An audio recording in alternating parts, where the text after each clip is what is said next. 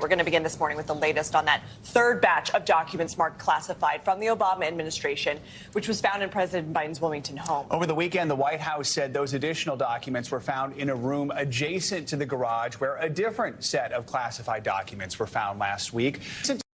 Discovery was made after attorneys had stopped and someone with security clearance picked it back up.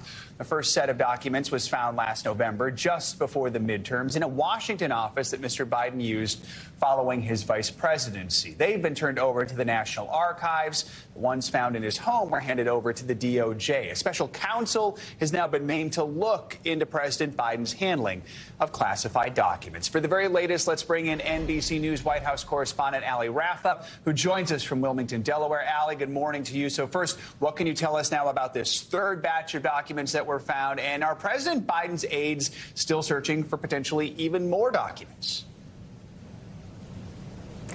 Yeah, Lindsay and Joe, good morning. We learned about this latest discovery on Saturday in two new statements from White House counsel Richard Sauber, as well as President Biden's personal lawyers, saying that this newest batch of classified materials, these new pages, were discovered Thursday, a day after that single document was discovered in an adjacent room to the garage in President Biden's Wilmington home. White House counsel Richard Sauber saying he discovered these additional pages himself after he was trying to transfer these documents to DOJ officials after President Biden's personal lawyers called him in to be able to do that act, saying they didn't have the security clearance required to be able to do that. But this is all leading to two more big questions that we have, which is, again, why did the White House wait several days after this discovery to publicly acknowledge this, as well as the question of if these personal lawyers weren't allowed to have the security clearance to handle these classified materials, why then were they allowed to search President Biden's home after they found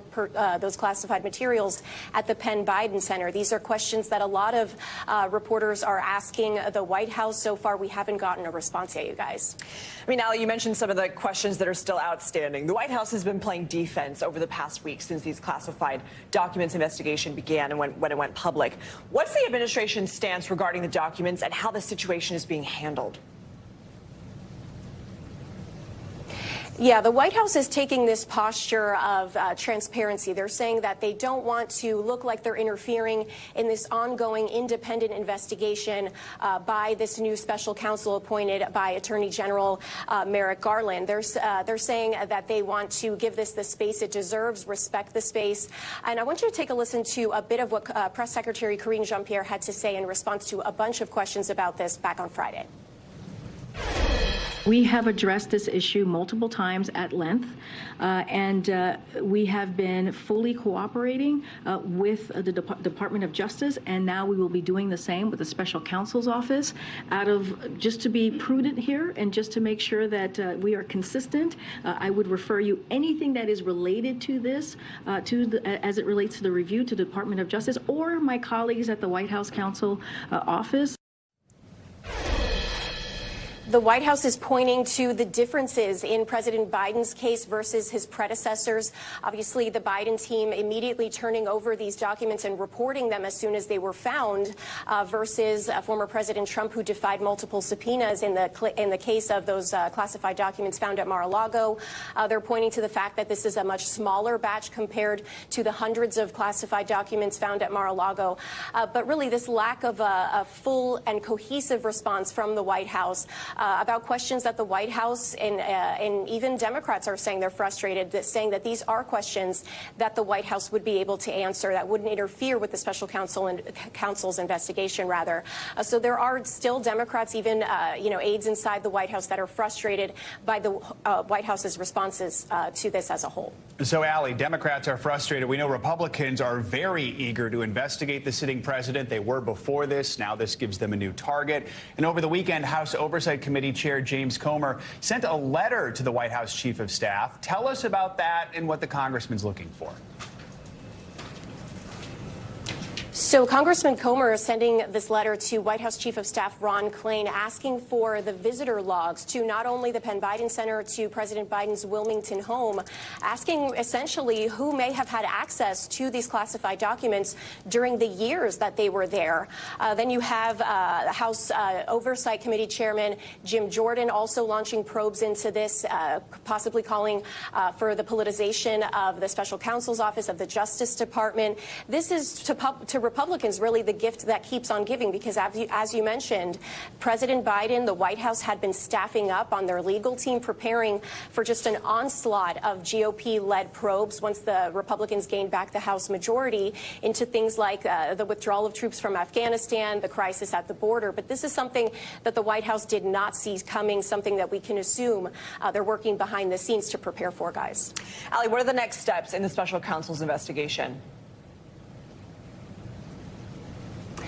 So right now we know that the special counsel's office has interviewed multiple former staffers of then Vice President Biden who may have helped pack up these classified materials in these boxes, whether they delivered them to either the Penn Biden Center or President Biden's Wilmington home. But as to the question of whether President Biden would be willing to sit down with the special counsel, that's something that my colleague Kristen Welker asked Karine Jean-Pierre on Friday and didn't get an answer. So there's still looming big questions about what the White House's cooperation is going to be moving forward, really how long this special counsel probe is going to last, and whether that could possibly impact the plans the president has to possibly make an announcement on a potential run in 2024, guys. All right, Ali Rafa in Delaware. Ali, thank you so much. Californians are bracing for a final round of heavy rain following a series of storms that have brought major destruction to the state. President Biden has already approved a disaster declaration to help with recovery efforts, but more damage is expected in the coming days. NBC News correspondent Dana Griffin is in California with the latest. Good morning. We are here in Capitola, where behind me several businesses have been boarded up because it is just too dangerous with all the rain that has come, the powerful waves here along the coast. Over the last few days, we've experienced a lot of rain. The latest system that came through overnight, a little less severe than others, but still there's the potential for mudslides and downed trees. A lot of communities that have been ravaged by these 10 atmospheric storms since Christmas are eager to dry out so that they can start to rebuild. We know that the emergency response director here in the Santa Cruz area says that there are about 1,000 residents that are in need of funds to help rebuild. President Biden has issued a disaster declaration for this area, including Merced and Sacramento, that are going to help out those communities. Over the last few days, we've seen a lot of flooding. We've seen landslides. In Santa Cruz, there's actually one that's going to keep Highway 9 shut down for several weeks because they believe the road is compromised. The good news in all of this is that last system that came in overnight is expected to be the last of the severe weather, at least for now. January is expected to be pretty dry, which is going to give communities like this an opportunity to try to rebuild. Back to you. All right, Dana Griffin, thank you so much. With that, let's get a check at your Morning News Now weather forecast. Meteorologist Angie Lastman is with us and has more on what's hopefully the last of the rain for Californians. Hey, Angie, good morning. Hey there, guys. Yeah, we're eventually going to see that fire hose turn off, but not today. That'll happen here for Californians here as we get through the next couple of days, though. Here's what's going on satellite and radar right now. You can see just still heavy rain working through the San Francisco area, as far south as Los Angeles and San Diego, still dealing with the rain. They were seeing that moving onshore overnight. This is all part of that next system that we're going to watch to be impactful for folks in those areas as we get through the day today. We've already seen some minor river flooding near San Francisco, so that'll be something to keep a close eye on. There's still 7 million people under these flood watches and warnings at this hour, and this will likely continue through the day today. We don't have a whole lot of rain expected here. We could see some high rainfall rates at times, but it's more because we have that really saturated ground from those numerous storm systems that we've seen impacting folks there for weeks now. So as this system works through, the flooding potential will remain. Here's how it plays out. We'll see the lingering rain across California even into the afternoon and evening hours today. As we look towards the snow, more snowfall expected for folks in the Sierras, and that'll be where we'll see still some gusty conditions as well, so we could see some whiteout conditions too. As we move into Tuesday, though, the system moves into the Four Corners area, and that's where we'll start to see some added snowfall for folks there as well. That's where we'll see some of the heaviest snowfall from this. Here's how those accumulations size up. Again, not crazy amounts of rain, but just additional rain that they really just don't need at this point on the West Coast. We'll still see that stretching into parts of Oregon and Washington. But then as we get through the middle of the work week, we'll start to see the snowfall accumulation stretching into parts of the Midwest and into the Great Lakes. That next system is working through parts of the Great Lakes here as we get through the day today, and then we'll see that secondary one work through as we go through the week as well. So 6 million people are under these winter weather alerts of some sort. We have advisories, watches, and warnings up right now. In the meantime, on the East Coast, and really east of the Rockies, really warm temperatures. We're continuing to see those temperatures running anywhere from 10 to 15 degrees above normal. We could see some record temperatures in parts of the South today as we near 80 degrees in Houston, low 50s for Charleston. As we look towards Raleigh tomorrow, or Raleigh rather, we're going to see 57 degrees, 21 degrees above normal for Nashville. And this is the kind of setup that we'll see going into the weekend. So rain and snow for the Midwest today, and of course that strong storm out west. But as we get into the next couple of days, we'll still see those scattered flurries in places like Maine as we get into the midweek and the heavy snow. But then the weekend looks pretty nice. Plenty of sun for folks in the south. Never too early to start looking at the weekend. No, of course. That's what I'm here for. All right, thanks, Angie, thanks. All right, now let's get to a pretty scary near collision on a runway at New York's JFK Airport. One plane was about to take off when another came dangerously close. The whole thing played out over radio traffic. NBC News correspondent Kathy Park spoke to one of the passengers who described those scary moments. Delta 1943, cancel takeoff clearance.